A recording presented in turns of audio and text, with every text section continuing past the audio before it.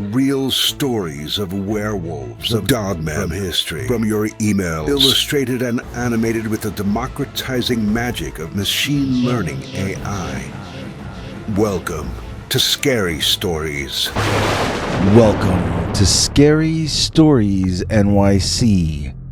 I'm Henry Lee Dogman, filling in for your old pal Bigfoot, who's hiding behind one of those trees back behind me and staring out at us. I am not. Yes, you are. Don't lie. Just ignore him. Today we've got one long Dogman story sent into us via our email at scarystoriesnyc@gmail.com. You can also send us your stories in 2 or 3 minute installments using our voicemail hotline 804-LSCARY. But this one was emailed in, and it's a story about a run-in with a truly persistent and frighteningly oppressive Dogman in the winter, in the woods. And this one is called Black Dogman, White Snow. Dear Scary Stories NYC, I once spent 3 entire days with the Dogman, or perhaps I should say I spent 3 days trapped by him. I was lost in a snowstorm and the Dogman almost prevented me from ever getting out. There were a lot of embarrassing personal family issues involved in how this all started. My wife was suing me for divorce, and I was hiding out in a cabin I had bought that I didn't think she knew about. I had used it to have a place to go where she couldn't find me. Obviously, our marriage was a rocky one, and in retrospect, it made total sense for my wife to initiate divorce proceedings. I knew she was trying to serve me with papers, but she hadn't yet, so sneaking off to the cabin was my childish way of delaying the inevitable. I was angry at her for wanting to divorce me, but looking back on it, I can't recall why. I mean, I wasn't good at being a husband. I felt so constrained by the convention that I started acting out. I had never been the kind of guy to date multiple women at once before, but as soon as I got married, it was as though I were transformed into a sex maniac. And since I was out at the cabin anyway, I decided to invite 2 of my girlfriends out to visit. They both lived together and usually traveled around as a package deal. This case was no different. They both agreed to hop in the car and drive out. It was going to take them overnight to get there, so I set about opening windows to air the place out and cleaning up where I could. Pretty soon, it was starting to get dark out, and I closed all the windows and doors down, turning up the heat to get it warm again inside. I stood outside in the back, gazing out on the lovely winter night in the woods of Pennsylvania. Almost a full moon, lots of stars, crisp and cold air, scary-looking trees with no leaves on them, and then I noticed it was beginning to snow. I was getting chilled, but I wanted to watch it snow for a while, and it wouldn't have been warm yet inside anyway. As I watched the snowflakes, illuminated by the dim yellowish light from inside the cabin, flit back and forth and to and fro on their patient descent to my tongue and elsewhere, I felt almost as though I were on the set of a TV show or maybe some kind of a movie. It felt like a safe and personal reality, a controlled and perfect environment, like a TV set or movie set. The trees, the snow, everything seemed so perfect. It all seemed as though it were created for me and existed for me to use however I saw fit. I would have those girls out the next day, and I would be the lord of everything I saw, sharing my largesse with my grateful friends. I was extremely excited and happy. I couldn't wait till the next day, and yet at the same time, I couldn't have been happier than I was at that second. What a beautiful place I was going to get to fall asleep at that night. And then I heard a cracked branch in the woods out past me. It didn't sound as though it had come from all that far away. The trees, in their winter bareness, gave the impression of not being very tightly packed together, and yet I saw absolutely nothing move when that branch cracked. It had happened someplace that I had no view of at all from my vantage point. I craned my neck to the side and contemplated shifting my position to try to see deeper into the trees, yet at the same time, I wondered if I really wanted to know what made that noise. Curiosity killed me, and I took a few steps to my right, watching as the positions of the trees shifted relative to each other and allowed me a different view of the woods. I still didn't see anything out of the ordinary, yet I had the weirdest feeling in my belly that whatever made that noise was standing right there in front of me, watching me, looking for it. Everything was quiet. It was just the sound of the wind blowing through the trees, making me shiver. I didn't even hear crickets chirping, and I was trying to remember if I had heard them earlier. It was so silent that it seemed unnatural. I decided to turn and go back inside, since I was no longer enjoying being outside. The entire mood of the place had changed and become quite uncomfortable. I inhaled deeply, then turned on my heel, returning to the relative safety of the cabin interior. As I moved away from the woods, an ear-splitting howl erupted from them. It took me by surprise, causing me to call out and almost tip over sideways. I think I made a face and a noise like something out of an old Dean Martin and Jerry Lewis movie. Ask Google about them if you're in the dark on that reference. I mean that I reacted like a complete idiot. That howl caught me so by surprise.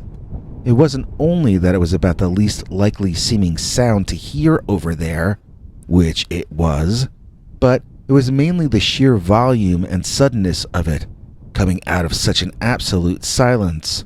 I couldn't have been more shocked by this occurrence, and I found myself out of breath, with my heart beating 1,000,000 times a minute. My eyes scanned the forest and the area around me. I still saw nothing moving, but now I was certain that there was, in fact, something there. Something canine, most likely a wolf, but possibly a coyote or escaped family pet gone feral. In any case, it made sense for me to get up, brush myself off, and get myself back inside. Then I could go back to fantasizing about my self-importance and how I was on top of the food chain and all that. I stood up to begin brushing the dirt and snow off of myself when out of my peripheral vision on my right, a dark form inserted itself between my eyes and the snow that was over there. Quickly turning my head toward that direction, I saw what seemed like the offspring of a giant, black, Alaskan wolf with an immense silverback bull gorilla. Imagine Mighty Joe Young with an insane-looking, wild-eyed, snarling monster dog head on top. Then imagine its locked eyes on you and its tear-assing across the snow, headed in your direction. I ran toward the back door, but it felt like one of those dreams where it's so hard to move, it's almost like you're running through jello or something. I wasn't sure I could make it those 4 or 5 feet back to the door before Mighty Dog Young covered the 100 or 120 feet he needed to go to catch up with me. I ran the run of my life. Granted, running is not something I've ever been accused of being good at, but this was the best running I ever performed. I know this because time slowed and I lived each second as though it were an hour. I remember making lightning-fast decisions about where to place my feet, when to inhale, when to exhale. It was all so simple because time had slowed down to 1/10 its normal speed, and I had the luxury of deep concentration before making each of these decisions. I remember sliding through the cabin frame inside, grabbing the door with one hand to slam shut behind me, and I remember the dog-headed man reached out and easily grabbed the handle of the door before it had fully shut. This thing was 10 times faster than I was, and almost twice as tall. Its paws appeared to operate like hands, and it seemed to be able to think, which I, in my shocked and stunned mental state, clearly was incapable of doing just then. The door was partially latched shut, but not all. The creature was trying to pull it back open, and was finding it stuck. I tried pulling it all the way shut, and found quickly that fighting a tug-of-war against a Dogman is an uphill battle. If I didn't get that door all the way shut, this big monster thing was going to break the door permanently, and then I would have zero place to hide. I could go in the bathroom, but the door to that was made of some kind of thin, easily breakable wood.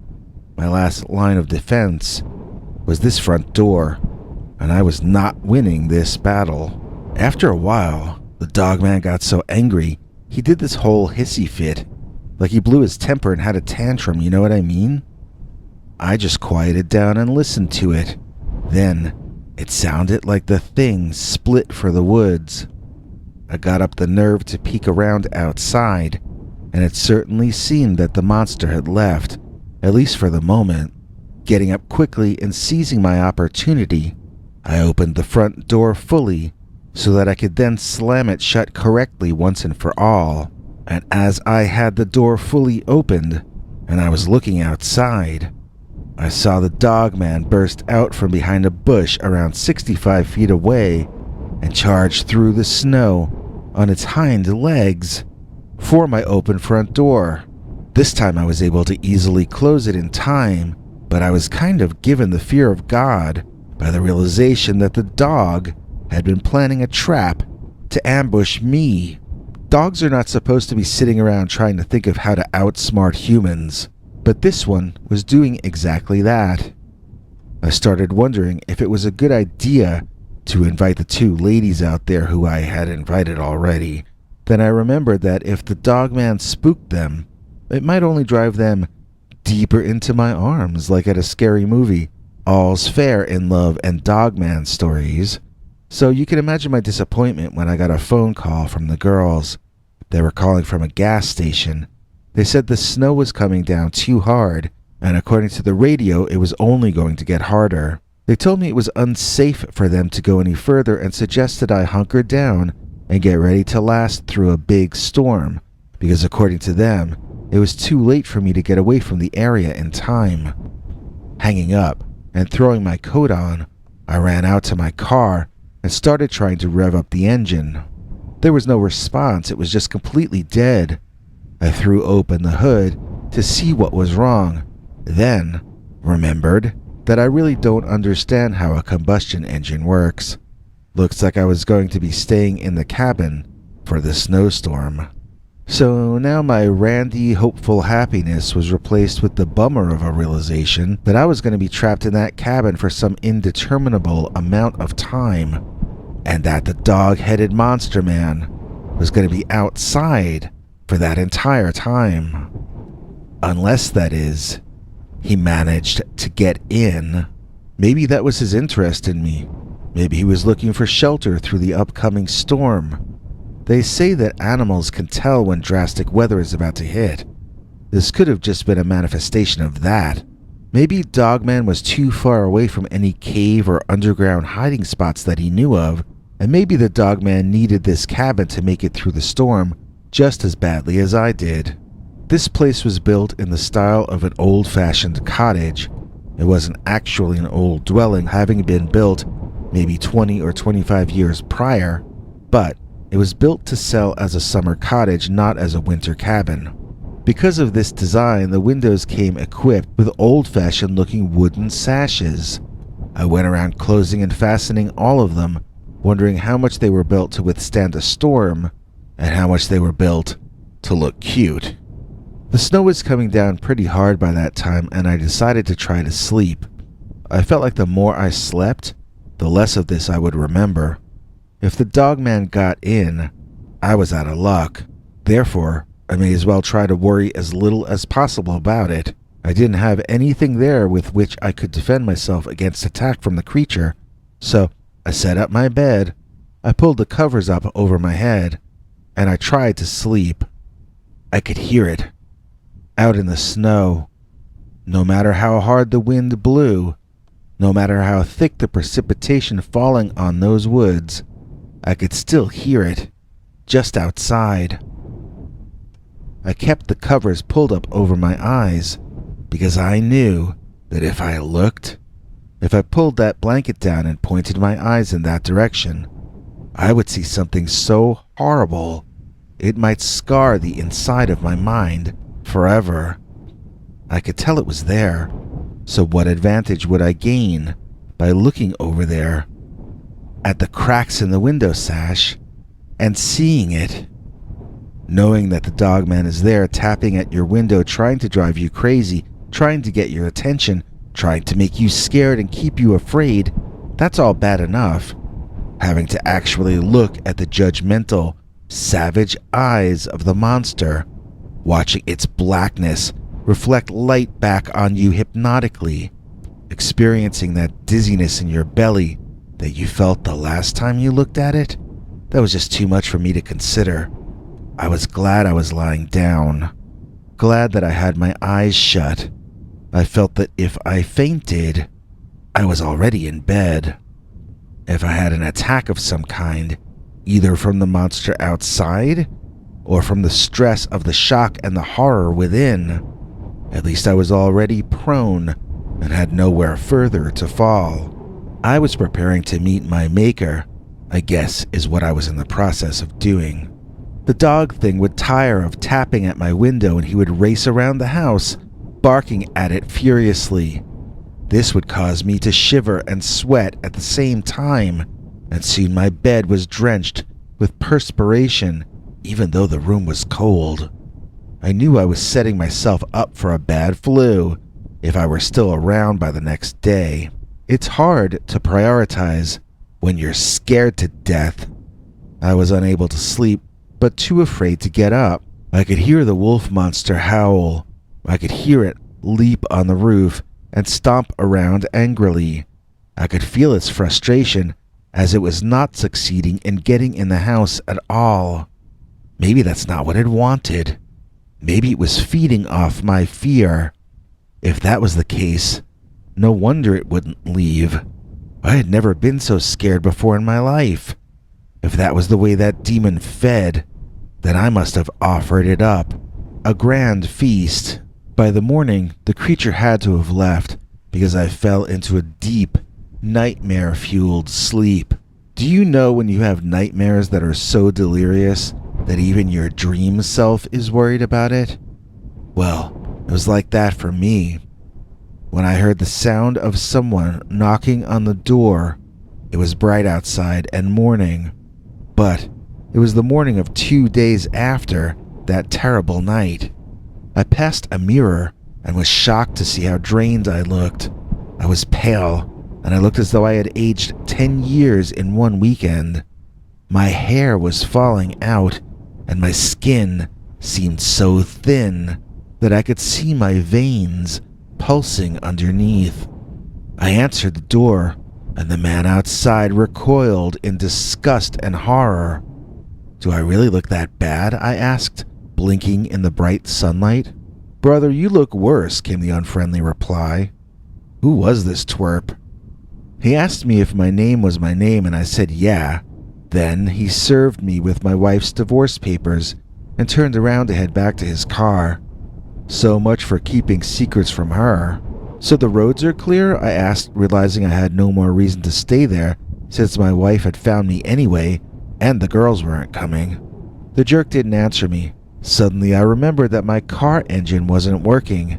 This rude guy my wife had hired was probably my one and only chance to get out of those woods before nighttime came back and brought that frantic, terrifyingly savage Dogman back with it. I was between that creep and his car in 2 seconds flat. I was kissing his butt and offering him the world if he would drive me back to anywhere reasonably close to civilization. I either needed to get on a bus or a train, or I needed to get dropped somewhere that I could hire a tow truck to come up to get my car. I really wasn't picky. I just needed to get to some outpost of human civilization before nightfall. I'm not known as a good salesman, and that's because I'm a terrible salesman. On that day, I became the greatest salesman in the history of those Dogman-infested woods. I had a lot to lose if this guy said no. I had everything to gain if I could get him to give me a ride. He ended up taking the moose head from the cabin, plus the promise of $100 from the ATM at the bus station. I got out of there with my life, and I never went back there in the winter again. I still own that cabin, you know, and it's still a great place to go in the summer. The most vicious animal you'll see there in summertime is probably a raccoon or a skunk. But if you go in the winter, what you should expect to see is Black Dogman, White Snow. Thanks, Biggie, and thanks to all of you for watching this far. If you liked it, please click like. If you'd like to see more of our work, please subscribe. And also click that bell icon if you'd like to be notified when we put out a new episode. To become an executive producer, you can donate to us through the thanks button under each of our videos, or through our paypal.me/PeterBernard209 page. To receive cool perks like secret uncensored Dogman episodes far too wild to ever run on this channel, you can become a YouTube channel member by clicking the join button, or join our PayPal subscribers club at peterbernard.com. Joining either at the $3 a month level or above gets you access to our over 25 hours of secret uncensored Dogman stories available nowhere else. Do you have a scary story about Dogman or some other kind of high strangeness that happened to you? Let us know by emailing us at scarystoriesnyc@gmail.com, or by leaving us a voicemail message at 804-LA-SCARY. You may need to call back on that one. It cuts off after, I think, 3 minutes. And if you don't want to do any of that stuff, thank you for simply watching to the end. Good night, and have a scary tomorrow.